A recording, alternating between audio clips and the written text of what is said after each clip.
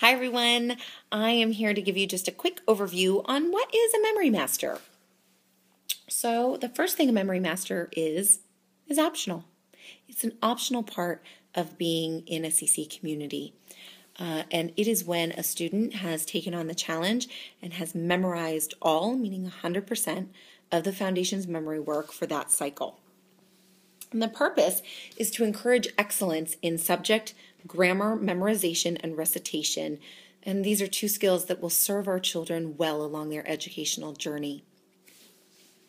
So, how do we get there? How does a student become a memory master? Well, it takes diligent work and diligent effort every day. We practice it every single school day.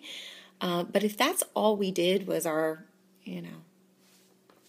every school day practice, probably still wouldn't be enough, especially the first year in community or when you're trying to get down all the math or all the timeline. The student needs to own it.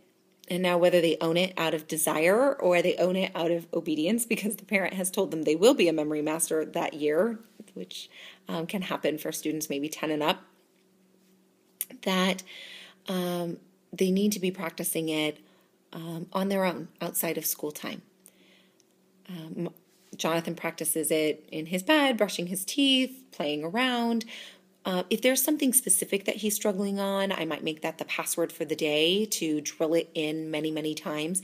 And I'll ask it when I give him his dinner, when he wants to go somewhere, when he wants to ask me a question. I'll just ask it as many times as I can throughout the day, make it like our password. Let's see. It is late. I should go to bed, I think. Let's see, what was I trying to tell you? What it is, how it works. So when you,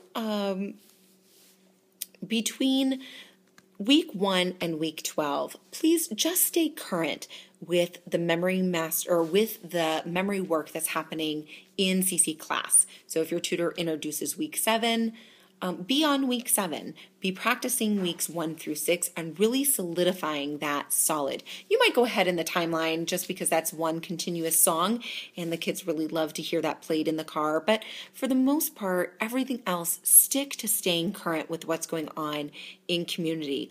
And as you reach to week 12 and the break for the holidays, I encourage you to start incorporating from the back. Because when we start our testing process in week 21 with our first, and that's a parent proof, and we'll do a video later on the proofing process. But when we start doing our proofs in week 21, they need to know the material from week 24. So the time to introduce weeks 24, 23, 22 is during the Christmas break and then the first part of the new year.